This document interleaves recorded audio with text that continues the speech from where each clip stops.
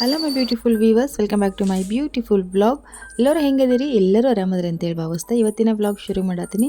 ಅದಕ್ಕೂ ಮುಂಚೆ ನಿಮ್ಮೆಲ್ಲರಲ್ಲೂ ಒಂದು ರಿಕ್ವೆಸ್ಟ್ ಮಾಡ್ಕೊತೀನಿ. ಈ ವಿಡಿಯೋ 3-4 ದಿನದ ಹಿಂದೆನೇ ನಾನು ಅಪ್ಲೋಡ್ ಮಾಡಬೇಕಿತ್ತು. ಪ್ಲೀಸ್ ಯಾರು ಬೈಕೊಳ್ಳೋಕೆ ಹೋಗಬೇಡ್ರಿ. ಏನು ಮಾಡೋದು, ಮನೆ ಕೆಲಸ, ಮಕ್ಕಳು, ಸ್ಕೂಲು, ಕುಕ್ಕಿಂಗು ಇವೆಲ್ಲನೂ ಮ್ಯಾನೇಜ್ ಮಾಡ್ತಾ ಟೈಮ್ ಹೆಂಗೆ ಹೋಗ್ತೈತೆ ಅನ್ನೋದು ನಾವು ಗೊತ್ತಾಗಂಗಿಲ್ಲ. ಕೆಲವೊಂದು ಸಾರಿ ಎಡಿಟ್ ಎಲ್ಲ ಮಾಡಬೇಕಂದ್ರೆ ಕೆಲವೊಂದು ಸಾರಿ ಪುಷ್ ಪ್ಲೇ ಆಗ್ತಿರ್ತೈತಿ. ಸೊ ಹಾಗಾಗಿ ಕನ್ಸಿಸ್ಟೆನ್ಸಿ ಮೇಂಟೈನ್ ಮಾಡೋಕ್ಕಾಗವಲ್ದು. ನನಗೂ ಭಾಳ ಆಸೆ ಕನ್ಸಿಸ್ಟೆನ್ಸಿ ಮೇಂಟೈನ್ ಮಾಡಬೇಕು, ರೆಗ್ಯುಲರಾಗಿ ವಿಡಿಯೋ ಅಪ್ಲೋಡ್ ಮಾಡಬೇಕು ಈ ಥರ ಅನ್ನಿಸ್ತಿರ್ತೈತಿ. ಕೆಲವೊಂದು ಸಾರಿ ಗಿಲ್ಟ್ ಕಾಡ್ತೈತಿ, ಸರಿಯಾಗಿ ವಿಡಿಯೋ ಅಪ್ಲೋಡ್ ಮಾಡೋಕ್ಕಾಗವಲ್ದು, ಲೇಟ್ ಆಗತ್ತೈತೆ ಅಂಥೇಳಿ. ಬಟ್ ಏನು ಮಾಡೋದು, ಹಾನೆಸ್ಟ್ಲಿ ಹೇಳ್ತೀನಿ, ನನಗಂತೂ ಫಸ್ಟ್ ಫ್ಯಾಮಿಲಿ. ಸೊ ಹಾಗಾಗಿ ಲೇಟ್ ಆಗ್ತೈತೆ ಅಷ್ಟೇ ಹೊರತು ಐ ಪ್ರಾಮಿಸ್ ವಿಡಿಯೋ ಅಂತೂ ಸ್ಕಿಪ್ ಆಗಂಗಿಲ್ಲ. ಲೇಟ್ ಆದರೂ ಪರವಾಗಿಲ್ಲ, ಒಳ್ಳೆ ಕ್ವಾಲಿಟಿ ಕಂಟೆಂಟ್ನ ನಾನು ನಿಮ್ಗೆ ಕೊಡ್ತಿರ್ತೀನಿ.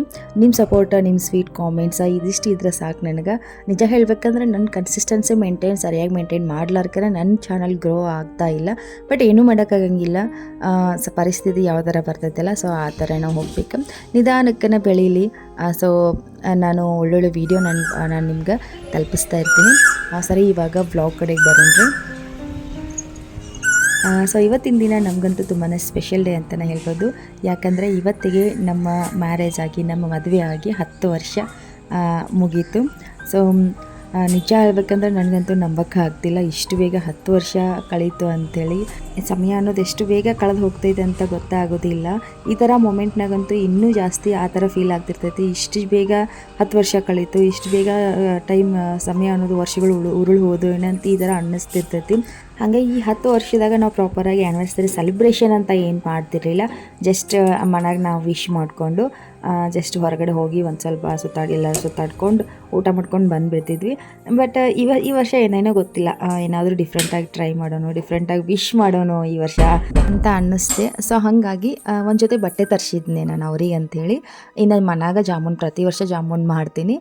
ಸ್ವಲ್ಪ ಚಾಕ್ಲೇಟ್ಸ್ ಇದ್ದು ಮಕ್ಕಳಿಗೆ ತಂದಿದ್ದು ಚಾಕ್ಲೇಟ್ಸ್ ಅವು. ಇನ್ನು ಬಟ್ಟೆ ಅಂತೂ ಪ್ರತಿ ವರ್ಷವೂ ತರ್ತೀನಿ, ಬಟ್ ವಿಶ್ ಮಾಡಿ ಕೊಡ್ತಿದ್ದಿಲ್ಲ, ಸುಮ್ಮನೆ ಕೊಟ್ಬಿಡ್ತಿದ್ದೆ ಹಾಕ್ಕೋರಿ ಅಂಥೇಳಿ. ವರ್ಷದಾಗ ಒಂದು ಜೊತೆ ಬಟ್ಟೆ ನಾನು ಕೊಡಿಸ್ತೀನಿ. ಬಟ್ ಈ ವರ್ಷ ಏನಾದರೂ ಡಿಫ್ರೆಂಟಾಗಿ ಟ್ರೈ ಮಾಡಬೇಕು, ನನ್ನ ಹಸ್ಬೆಂಡ್ಗೆ ಹಾರ್ಟ್ಫುಲ್ಲಿ ನಾನು ವಿಶ್ ಮಾಡಬೇಕು ಅಂತ ಅನ್ನಿಸ್ತು. ಸೊ ಹಾಗಾಗಿ ಇಷ್ಟೆಲ್ಲನೂ ರೆಡಿ ಮಾಡಿಕೊಂಡೆ. ಫಸ್ಟ್ ಟೈಮ್ ಈ ಥರ ಎಲ್ಲ ಯೋಚನೆ ಮಾಡಿದ್ದು ನಾನು. ಸೊ ಹಾಗಾಗಿ ಒಂದು ರೀತಿ ನರ್ವಸ್ ಆಗೋದು, ಭಯ ಆಗೋದು ಇದೆಲ್ಲ ಸಹಜ ಫಸ್ಟ್ ಟೈಮ್ ಏನಾದರೂ ಮಾಡಬೇಕಾದ್ರೆ. ಸೊ ಆ ಥರ ನನಗೂ ಫೀಲ್ ಆಗತ್ತಿತ್ತು. ಏನು ಮಾಡೋದು, ಹೆಂಗೆ ವಿಶ್ ಮಾಡೋದು, ಏನು ಹೇಳೋದು, ಏನದು ತಿಳಿಯಾಗ್ತಿರ್ಲಿಲ್ಲ.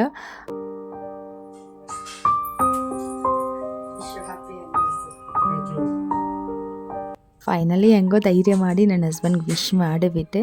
ವಿಶ್ ಮಾಡಾದ್ಮೇಲೆ ಅವ್ರ ರಿಯಾಕ್ಷನ್ ನೋಡಿದಾಗ ನನಗಂತೂ ರಿಯಲಿ ಭಾಳ ಹ್ಯಾಪಿ ಆಯಿತು.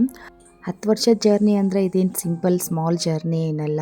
ಈ 10 ವರ್ಷದಾಗ ನಮ್ಮ ನಡುವೆ ಸಾಕಷ್ಟು ಜಗಳ ಮಾಡ್ಕೊಂಡಿರುವಂಥ ಸ್ಯಾಡ್ ಮೆಮೊರೀಸ್ ಅದಾವ. ನಮ್ಮ ಲೈಫ್ನಾಗ ಸ್ವೀಟಾಗಿ ಬಂದಿರೋವಂಥ ಸ್ವೀಟ್ ಮೆಮೊರೀಸ್ನೂ ಅದಾವ. ಅಷ್ಟೇ ಟೆನ್ಷನ್ ಕೂಡ ಇತ್ತು. ಆದರೆ ಇದೆಲ್ಲನೂ ಮೀರಿರೋದು ನಮ್ಮ ಬಾಂಡ್, ನಮ್ಮ ಜೀವನ ಸಿಂಪಲ್ಲಾಗಿ, ಪೀಸ್ಫುಲ್ಲಾಗಿ, ಹ್ಯಾಪಿಯಾಗಿ ನಡೆಯಕತ್ತೈತಿ. ನನ್ನ ಲೈಫ್ ಪಾರ್ಟ್ನರ್ ಆಗಿದ್ದಕ್ಕೆ ಮತ್ತು ನನ್ನ ಮಕ್ಕಳಿಗೆ ಒಬ್ಬ ಒಳ್ಳೆ ತಂದೆ ಆಗಿದ್ದಕ್ಕೆ ಥ್ಯಾಂಕ್ ಯು ಸೋ ಮಚ್ ಮಾವ. Once again happy 10th anniversary my dear ಮಾವ. ಇವತ್ತು ನನ್ನ ಹಸ್ಬೆಂಡ್ಗೆ ಆಫೀಸು ರಜೆ ಐತಿ, ಬಟ್ ಹೊರಗಡೆ ಎಲ್ಲಾದರೂ ಹೋಗಬೇಕು, ಸುತ್ತಾಡ್ಕೊಂಡು ಬರಬೇಕು ಆ ಥರ ಏನು ಪ್ಲ್ಯಾನ್ ಮಾಡಿಲ್ಲ. ಆರಾಧ್ಯ ಸ್ಕೂಲ್ನಾಗ ಪೇರೆಂಟ್ ಟೀಚರ್ ಮೀಟಿಂಗ್ ಐತಿ. ಸೊ ಹಂಗಾಗಿ ಅಲ್ಲಿ ಹೋಗಬೇಕಾಗೈತಿ. ಪ್ರತಿ ಸರಿನೂ ಪೇರೆಂಟ್ ಟೀಚರ್ ಮೀಟಿಂಗ್ ಇದ್ದಾಗ ನಾನು ನನ್ನ ಹಸ್ಬೆಂಡ್ ಇಬ್ಬರು ಹೋಗ್ತೀವಿ. ಸೊ ಹಂಗಾಗಿ ಇವತ್ತು ಹೋಗಬೇಕು ಅಂತ ಅಂದ್ಕೊಂಡೆ ರೆಡಿ ಆಗತ್ತೀನಿ. ಇನ್ನು ಅಕ್ಕ ಬಂದಿದ್ದರು ಊರಿಂದ. ನಾನು ಆ್ಯನಿವರ್ಸರಿ ಐತಂತೇಳಿ ಅಕ್ಕನ ಕರೆಸಿದ್ದೆ. ಸೊ ಹಂಗಾಗಿ ಅವರು ಬಂದಿದ್ರೆ ಗುಂಡನ್ನ ಕರ್ಕೋತೀನಿ, ನೀವು ಹೋಗಿ ಬರ್ರಿ ಸ್ಕೂಲಿಗೆ ಅಂತೇಳಿದ್ರು. ಸೊ ಹಂಗಾಗಿ ಗುಂಡನ ಸ್ಕೂಲಿಗೆ ಕಳಿಸ್ತೀನಿ, ಅಕ್ಕ ಎಲ್ಲ ಮ್ಯಾನೇಜ್ ಮಾಡ್ತಾರೆ. ಸೊ ಅವ್ರನ್ನ ಅವನ್ನ ಸ್ಕೂಲಿಗೆ ಕಳಿಸಿ ನಾನು ಆರಾಧ್ಯ ಮತ್ತು ಅವ್ರ ಅಪ್ಪಾಜಿ ಹೋಗಿ ಬರ್ತೀವಿ ಸ್ಕೂಲಿಗೆ. ಇನ್ನು ಇವತ್ತು ಟಿಫನಿಗೆ ನಾನು ಉಪ್ಪಿಟ್ಟು ಮಾಡ್ಕೊಂಡಿದ್ದೆ. ಸೊ ಹಾಗಾಗಿ ರೆಸಿಪಿನೂ ಶೇರ್ ಮಾಡಿಲ್ಲ. ಇವತ್ತು ನೆಮ್ಮದಿಯಿಂದ ಪೂಜೆ ಮಾಡಬೇಕು ಅಂತ ಅನ್ನಿಸ್ತು. ಸೊ ಹಾಗಾಗಿ ದೇವ್ರ ಮನೆಯೆಲ್ಲನೂ ಕ್ಲೀನ್ ಮಾಡ್ಕೊಂಡು ಇವತ್ತು ಪೂಜೆ ಮಾಡಕ್ತೀನಿ.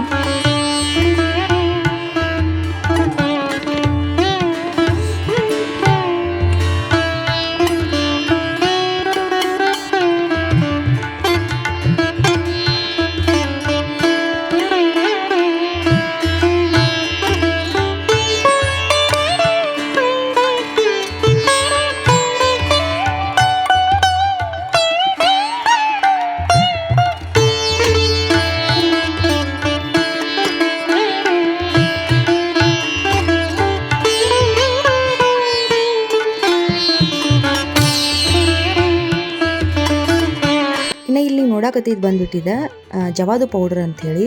ಇದು ನಾರ್ಮಲಿ ಗ್ರಂಥಿಗೆ ಅಂಗಡಿಯಾಗ ಸಿಗ್ತೈತಿ, ಎಲ್ಲ ಗ್ರಂಥಿಗೆ ಅಂಗಡಿಯಾಗ ಸಿಗ್ತೈತಿ. ನಮ್ಮ ಭಾಷೆದಾಗ ಹೇಳ್ಬೇಕಂದ್ರೆ ನಾವು ಜಿರ್ಲಾರ್ ಅಂಗಡಿ ಅಂತೇಳಿ ಕರಿತೀವಿ.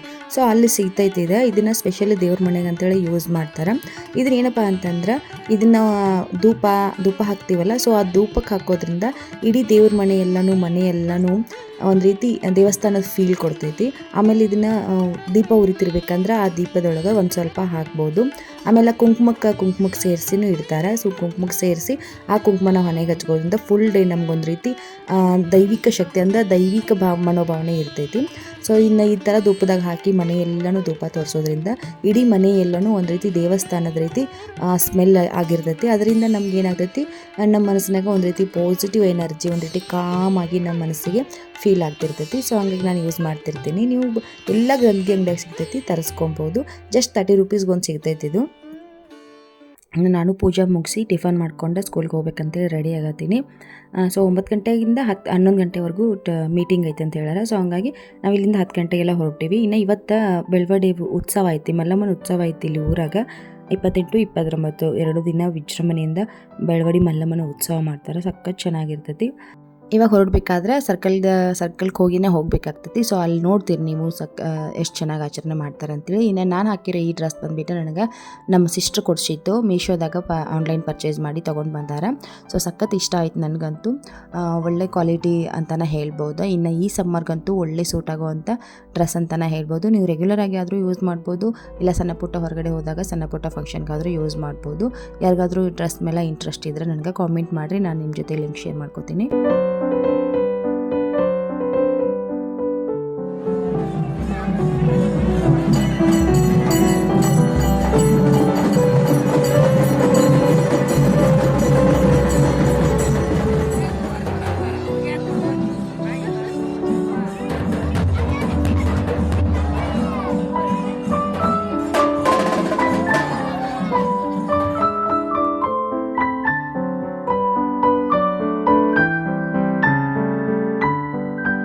ನೋಡಿದ್ರಲ್ಲ ಎಷ್ಟು ಚೆಂದ ಆಚರಣೆ ಮಾಡ್ತಾರೆ ಮಲ್ಲಮ್ಮನ ಉತ್ಸವ ಅಂತೇಳಿ. ಇನ್ನು ನೈಟ್ಗೆ ಸಾಂಸ್ಕೃತಿಕ ಕಾರ್ಯಕ್ರಮ ಅದಾವ, ಆರ್ಕೆಸ್ಟ್ರಾ ಇರ್ತಾವ, ಸಖತ್ ವಿಜೃಂಭಣೆಯಿಂದ ಆಚರಣೆ ಮಾಡಕತ್ತಾರ. ಅಲ್ಲಿ ನಿಂತು ನೋಡೋಷ್ಟು ಟೈಮ್ ನಮಗಿರಲಿಲ್ಲ, ನಾವು ಸ್ಕೂಲ್ಗೆ ಹೋಗ್ಬೇಕಾಗಿತ್ತಲ್ಲ. ಸೊ ಹಂಗಾಗಿ ಲೇಟ್ ಆಗ್ತೈತೆ ಅಂತೇಳಿ ಸುಮ್ಮನೆ ಹೋಗಬೇಕಾದ್ರೆ ಒಂದು ಸ್ವಲ್ಪ ವೀಡಿಯೋ ತೊಗೊಂಡಷ್ಟೇ. ಇನ್ನು ಇಲ್ಲಿರುವಂಥ ಪ್ರತಿಯೊಂದು ಸ್ಕೂಲಿಂದ ಟೀಚರ್ಸು, ಮಕ್ಕಳು ಎಲ್ಲರೂ ಭಾಗವಹಿಸ್ತಾರೆ. ಮಕ್ಕಳು ಎಲ್ಲ ಪ್ರತಿಯೊಂದು ಸ್ಕೂಲ್ನವರು ಸಾಂಸ್ಕೃತಿಕ ಕಾರ್ಯಕ್ರಮನ ಮಾಡ್ಕೊಂಡಿರ್ತಾರೆ. ತಮ್ಮ ಮಕ್ಕಳಿಗೆಲ್ಲ ಡ್ಯಾನ್ಸು ಅದೆಲ್ಲ ಕಲಿಸಿರ್ತಾರೆ. ಇನ್ನು ಭರತನಾಟ್ಯಮ್ ಎಲ್ಲನೂ ಇರ್ತೈತಿ. ಎಲ್ಲನೂ ಓವರಾಲ್ ಸಖತ್ ಚೆನ್ನಾಗಿ ಆಚರಣೆ ಮಾಡ್ತಾರೆ. ರಾತ್ರಿಗೆ ನಮ್ಗೆ ಟೈಮ್ ಸಿಕ್ಕರೆ ನಾವು ಹೋಗ್ಬೇಕನ್ನೋ ಪ್ಲ್ಯಾನ್ ಐತಿ. ಬಟ್ ಏನಾಗ್ತೈತೋ ಗೊತ್ತಿಲ್ಲ.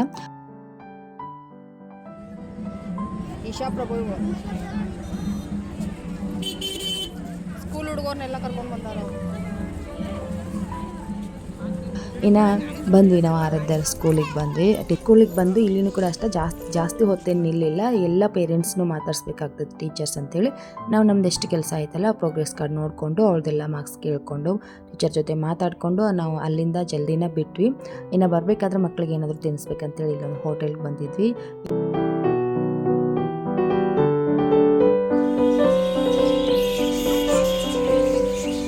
ಈ ಹೋಟೆಲ್ನಾಗ ನಂಗೆ ಸ್ಪೆಷಲ್ ಅನ್ಸೋದ್ರೆ ಆ ಪಕ್ಷಿಗಳದ್ದು ಕೇಜ್. ಸೊ ಒಂದು ರೀತಿ ಪಕ್ಷಿಧಾಮ ಥರ ಕಾಣ್ತೈತಿ, ಮಿನಿ ಪಕ್ಷಿಧಾಮ ಥರ ಸಖತ್ ಕ್ಯೂಟಾಗಿ ಕಾಣ್ತೈತೆ. ಅದು ವೆರೈಟೀಸ್ ಆಫ್ ಕಲರ್ಸ್ ಒಳಗೆ ಗಿಣಿಗಳು ಅದಾವಲ್ಲಿ. ಸೊ ಅಲ್ಲಿ ಸ್ವಲ್ಪ ಮಕ್ಕಳಿಗೆ ಸ್ನ್ಯಾಕ್ಸ್ ಕೊಡಿಸ್ಕೊಂಡು ಮತ್ತೆ ತಿರ್ಗಾ ನಾವು ಮನೆಗೆ ಬಂದ್ವಿ. ಇನ್ನು ನಾವು ತಿರ್ಗಾ ಬರೋ ಅಷ್ಟ್ರಾಗ ಬೆಳ್ವಡಿ ಉತ್ಸವದ ಡೇ ಫಂಕ್ಷನ್ ಎಲ್ಲನೂ ಮುಗ್ದಿತ್ತು. ಎಲ್ಲರೂ ಮುಗಿಸ್ಕೊಂಡು ವಾಪಸ್ ಹೊರಟಿದ್ರು.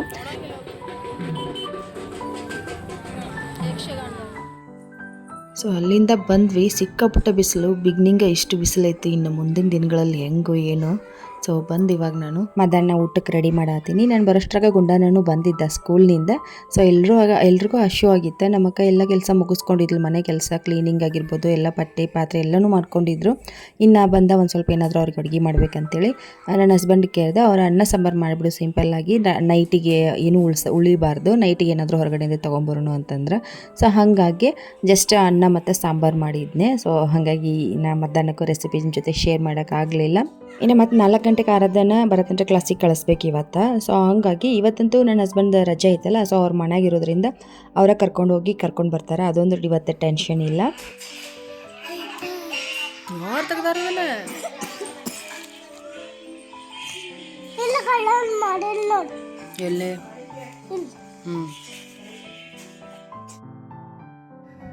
ರಾತ್ರಿಗೆ ನನ್ನ ಹಸ್ಬೆಂಡ್ ಕೇಕ್ ಕಟಿಂಗ್ ಪ್ಲ್ಯಾನ್ ಮಾಡಿದರು. ಸರ್ಪ್ರೈಸ್ ಅಂತೇನಿಲ್ಲ, ಹೇಳಿದ್ರು ನಂಗೆ ಮಾರ್ನಿಂಗ್ ಅವರು 10 ಇಯರ್ಸ್ ಕಂಪ್ಲೀಟ್ ಆತಲ್ಲ, ಸೊ ಕೇಕ್ ತೊಗೊಂಡು ಬರ್ತೀನಿ ಸಾಯಂಕಾಲ ಅಂತ ಹೇಳಿದರು. ಸರಿ ಅಂತ ಅಂದಿದ್ದೆ. ಆರಾಧನ ಸ್ಕೂಲ್ಗೆ ಹೋದಾಗೂ ಅಷ್ಟೇ ನಾವು ಬಟ್ಟೆ ಶಾಪಿಂಗ್ ಮಾಡ್ಕೊಂಡು ಬಂದಿದ್ವಿ. ಬಟ್ ಅಲ್ಲಿ ವೀಡಿಯೋ ಮಾಡೋಕ್ಕಾಗಿರಲಿಲ್ಲ, ಸೊ ಹಾಗಾಗಿ ಹೇಳಿರಲಿಲ್ಲ.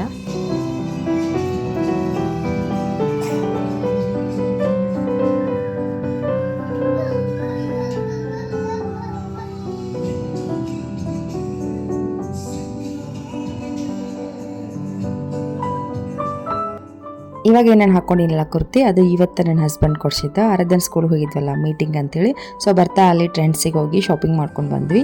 ಬಟ್ ಅದು ನಂಗೆ ಗೊತ್ತಿರಲಿಲ್ಲ, ಅದು ಒಂದು ಸರ್ಪ್ರೈಸ್ ಅಂತಲೇ ಹೇಳ್ಬೋದು. ಅವ್ರು ನಂಗೆ ಬಟ್ಟೆ ಕೊಡಿಸಿದ್ದು. ಜಸ್ಟ್ ನಾವು ಮಾತಾಡ್ಕೊಂಡಿದ್ದು ಮೀಟಿಂಗ್ ಮುಗಿಸ್ಕೋಬೇಕು, ಮನೆಗೆ ಬರಬೇಕು, ಇಷ್ಟ ಮಾತಾಡ್ಕೊಂಡಿದ್ವಿ. ಬಟ್ ಬಟ್ಟೆ ಮಾತ್ರ ಸರ್ಪ್ರೈಸ್ ಆಗಿ ಕೊಡಿಸಿದ್ರು ನನಗೆ ಅವರು. ಭಾಳ ಖುಷಿ ಆಯ್ತು ನನಗೆ. ಅವರಾಗೆ ನಾನು ಕೇಳೋದನ್ನ ಅವರಾಗೆ ಕೊಡಿಸಿದ್ರಲ್ಲ, ಸೊ ಅದು ನಂಗೆ ಭಾಳ ಸ್ಪೆಷಲ್ ಅಂತ ಅನ್ನಿಸ್ತು.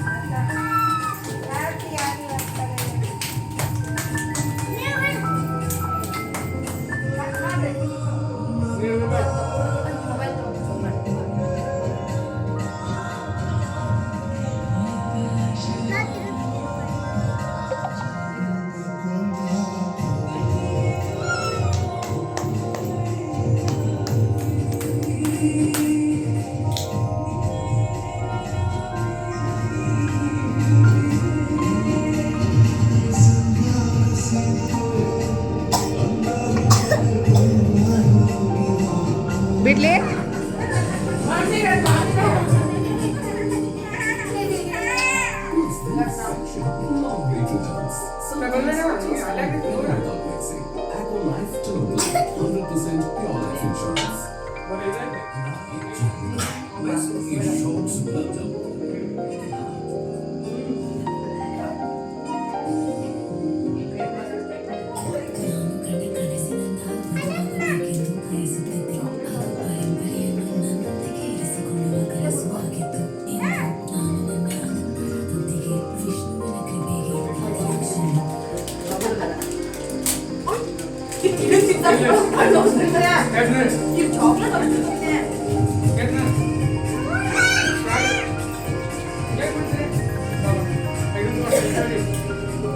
ಸೊ ಈ ಥರ ನಮ್ಮ ಆ್ಯನಿವರ್ಸರಿ ಸೆಲೆಬ್ರೇಷನ್ ಆಯಿತು. ಒಂದು ಕಿರಿಕೇನಪ್ಪ ಅಂತಂದ್ರೆ ನನ್ನ ಮಗನಿಗೆ ಆ ದೊಡ್ಡ ಚಾಕ್ಲೇಟ್ ಮೇಲೆ ಕಣ್ಣ. ಸೊ ಅದಷ್ಟು ಫುಲ್ ಇಡೀ ಇವಾಗನ ತಿಂದ್ಬಿಡ್ಬೇಕು ಅಂತೇಳಿ. ಸೊ ನನಗೆ ಬೇಡ, ಹೆಲ್ತ್ ಪ್ರಾಬ್ಲಮ್ ಆಗ್ತಾಯಿದಂತೆ ನಾನು. ಸೊ ಹಂಗಾಗಿ ಒಂದು ಸ್ವಲ್ಪ ಅತ್ತ ಇವತ್ತು. ಸೊ ಅದೊಂದು ಬೇಜಾರಾಗಿತ್ತಂದ್ರೆ ಅದೊಂದು ನನಗೆ.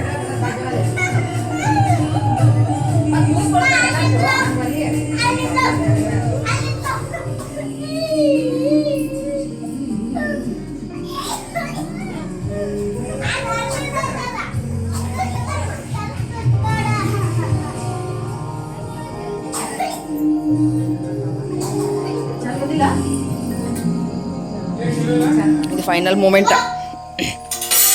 ಮೂಮೆಂಟ್. ಸೆಲೆಬ್ರೇಷನ್ ಎಲ್ಲ ಮುಗೋದಿಂದ ಹೊರಗಡೆಯಿಂದ ಊಟ ತೊಗೊಂಡು ಬರ್ತೀನಿ ಅಂತಂದ್ರು ಅವರು. ಮನೆಗೆ ಸ್ವಲ್ಪ ಎಗ್ ಇತ್ತು, ಹಂಗಾಗಿ ನಾನು ಎಗ್ ಮಸಾಲ ಮಾಡ್ತೀನಿ, ಒಂದು ಸ್ವಲ್ಪ ಎಕ್ಸ್ಟ್ರಾ ಬಾಯ್ಲ್ಡ್ ಎಗ್ ತೊಗೊಂಡು ಬರ್ರಿ, ಆಮೇಲೆ ಒಂದು ಪರಾಟ ತೊಗೊಂಡು ಬರ್ರಿ ಅಂತ ಹೇಳಿದ್ನೆ. ಸೊ ಹಂಗಾಗಿ ಅವ್ರು ಪರಾಟ ತೊಗೊಂಡು ಬರೋಕ್ಕಂತ ಹೇಳಿ ಹೋಗ್ಯಾರ. ನಾನು ಎಗ್ ಮಸಾಲ ಮಾಡ್ಕೊಳಕ್ಕೆ ಎಲ್ಲನೂ ರೆಡಿ ಮಾಡಾಕ್ತೀನಿ. ಸಿಂಪಲಾಗಿ ರೆಸಿಪಿನೂ ಶೇರ್ ಮಾಡ್ಕೊಂಡ್ಬಿಡ್ತೀನಿ. ಬೆಳಗ್ಗೆಯಿಂದ ಯಾವ ರೆಸಿಪಿನೂ ನನ್ನ ಜೊತೆಗೆ ಶೇರ್ ಮಾಡ್ಕೊಂಡಿಲ್ಲ. ಸೊ ಹಾಗಾಗಿ ಇದೇ ವ್ಲಾಗ್ನಾಗ ಇದೊಂದು ಎಗ್ ಮಸಾಲ ರೆಸಿಪಿನ ಶೇರ್ ಮಾಡ್ಕೊಂಡ್ಬಿಡ್ತೀನಿ. ಈ ರೆಸಿಪಿ ಸಿಂಪಲಾಗಿ ಕ್ವಿಕ್ಕಾಗಿ ಹೇಳಿಬಿಡ್ತೀನಿ, ಜಾಸ್ತಿ ವಿಡಿಯೋ ಕ್ಯಾಪ್ಚರ್ ಮಾಡ್ಕೊಂಡಿಲ್ಲ. ಸೊ ಹಾಗಾಗಿ ಒಂದು ಕಡಾಯಿ ಬಿಸಿ ಮಾಡಿ ಎಣ್ಣೆ ಹಾಕಿ ಅದಕ್ಕೆ ಹಸಿರು ಮೆಣಸಿನ್ಕಾಯಿ ಸ್ಕ್ವೇರ್ ಶೇಪ್ ಕಟ್ ಮಾಡಿದ ಈರುಳ್ಳಿ ಆಮೇಲೆ ಕ್ಯಾಪ್ಸಿಕಮ್ ಹಾಕಬೇಕು. ಹಾಕಿ ಬಾಯ್ಲ್ಡ್ ಎಗ್ ಹಾಕಿ ಫ್ರೈ ಮಾಡ್ಕೊಬೇಕು ಫಸ್ಟ್ ಒಂದು ಸ್ವಲ್ಪ ಹೊತ್ತು. ಅದಾದಮೇಲೆ ಅಚ್ಕಾರದ ಪೌಡ್ರು, ಧನಿಯಾ ಪೌಡ್ರು, ಗರಂ ಮಸಾಲ, ಆಮೇಲೆ ಒಂದು ಸ್ವಲ್ಪ ಜೀರಿಗೆ ಪೌಡ್ರ್ ಹಾಕಿ ಟರ್ಮರಿಕ್ ಪೌಡ್ರ್ ಹಾಕಿ ಒಂದು ಸ್ವಲ್ಪ ಹೊತ್ತು ಫ್ರೈ ಮಾಡ್ಕೊಬೇಕು. ಸೊ ಫ್ರೈ ಮಾಡ್ಕೊಂಡಾದ್ಮೇಲೆ ಇಲ್ಲಿ ಗ್ರೇವಿನ ಹಾಕಬೇಕಾಗ್ತದೆ, ಅಂದರೆ ರುಬ್ಬಿ ಇಟ್ಕೊಂಡಿರೋ ಮಸಾಲೆ ಹಾಕಬೇಕಾಗ್ತದೆ. ಈ ಮಸಾಲೆಗೆ ಈರುಳ್ಳಿ, ಟೊಮೆಟೊ, ಹಸಿಮೆಣಸಿನ್ಕಾಯಿ, ಬೆಳ್ಳುಳ್ಳಿ, ಆಮೇಲೆ ಪುದೀನ, ಕೊತ್ತಂಬರಿ ಸೊಪ್ಪು, ಜೀರಿಗೆ, ಸೋಂಪು ಇದಿಷ್ಟು ಹಾಕಿ ನಾನು ಗ್ರೈಂಡ್ ಮಾಡಿ ಇಟ್ಕೊಂಡು ತೊಗೊಂಡಿದ್ದೀನಿ. ಸೊ ಅದನ್ನು ಹಾಕಿ ಒಂದು ಸ್ವಲ್ಪ ಹೊತ್ತು ಬೇಯಿಸ್ಕೊಂಡು ಕೊನೆಯದಾಗಿ ಗ್ರೇವಿ ಕನ್ಸಿಸ್ಟೆನ್ಸಿ ನೋಡಿಕೊಂಡು ನಾವು ನೀರು ಹಾಕಿ ಬೇಯಿಸ್ಕೊಂಡು ಎಣ್ಣೆ ಸಪ್ರೇಟ್ ಆಗೋವರೆಗೂ ಕುದಿಸ್ಕೊಂಡು ಆದಮೇಲೆ ಸ್ವಲ್ಪ ಕೊತ್ತಂಬರಿ ಸೊಪ್ಪು ಹಾಕಿ ಲಿಡ್ ಕ್ಲೋಸ್ ಮಾಡಿದರೆ ನಮ್ಮ ಒಂದು ಗ್ರೇವಿ ರೆಡಿ ಆಗ್ತೈತಿ, ಅಂದರೆ ಅಂಡ ಮಸಾಲ ರೆಡಿ ಆಗ್ತೈತಿ. ಸೊ ಅಂಡ ಮಸಾಲ ಒಂದು ಸ್ವಲ್ಪ ಎಕ್ಸ್ಟ್ರಾ ಬಾಯ್ಲ್ಡ್ ಎಗ್ ತರಿಸಿದ್ದೀನಿ ನಾನು. ಸೊ ಅದಷ್ಟು ಹಾಕ್ಕೊಂಡು ಇವಾಗ ಊಟ ಮಾಡಾಕತ್ತೀವಿ. So final moment. ಸೊ ಈ ರೀತಿಯಾಗಿ ನಮ್ಮ ಇವತ್ತು ಆ್ಯನಿವರ್ಸರಿ ಡೇ ಅನ್ನೋದು ಕಂಪ್ಲೀಟ್ ಆಯಿತು. ಹೋಪ್ ನಿಮ್ಗೆ ಈ ವ್ಲಾಗ್ ಇಷ್ಟ ಆಗಿರ್ತೈತಿ. ಇಷ್ಟ ಆದರೆ ದಯವಿಟ್ಟು ವಿಡಿಯೋಗೊಂದು ಲೈಕ್ ಕೊಟ್ಟ ನಿಮ್ಮ ಅನಿಸಿಕೆ ಅಭಿಪ್ರಾಯನ ನನಗೆ ಕಾಮೆಂಟ್ ಬಾಕ್ಸ್ನಾಗ ತಿಳಿಸ್ರಿ. ದಯವಿಟ್ಟು ಇನ್ನೂ ಯಾರಾದರೂ ಹೊಸ್ದಾಗಿ ಬಂದಿದ್ರೆ ಚಾನಲ್ನ ಸಬ್ಸ್ಕ್ರೈಬ್ ಮಾಡ್ಕೊಳ್ಳದೆ ಇರೋರು ಯಾರಾದರೂ ಇದ್ದರೆ ದಯವಿಟ್ಟು ಚಾನಲ್ನ ಸಬ್ಸ್ಕ್ರೈಬ್ ಮಾಡ್ಕೊರಿ ಅಂತ ಕೇಳ್ಕೊತೀನಿ. ಸೊ ಮತ್ತೆ ಸಿಗ್ತೀನಿ ನೆಕ್ಸ್ಟ್ ವ್ಲಾಗ್ನಾಗ. ಅಲ್ಲಿವರೆಗೂ ನನ್ನ ವೀಡಿಯೋಸ್ನ ನೋಡ್ತಾ ಇರಿ, ನಂಗೆ ಸಪೋರ್ಟ್ ಮಾಡ್ತಾ ಇರಿ ಅಂತ ಹೇಳ್ತಾ ಇವತ್ತಿನ ವ್ಲಾಗ್ ಇಲ್ಲಿಗೆ ಎಂಡ್ ಮಾಡ್ತಾ ಇದ್ದೀನಿ. ಬಾಯ್, ಟೇಕ್ ಕೇರ್.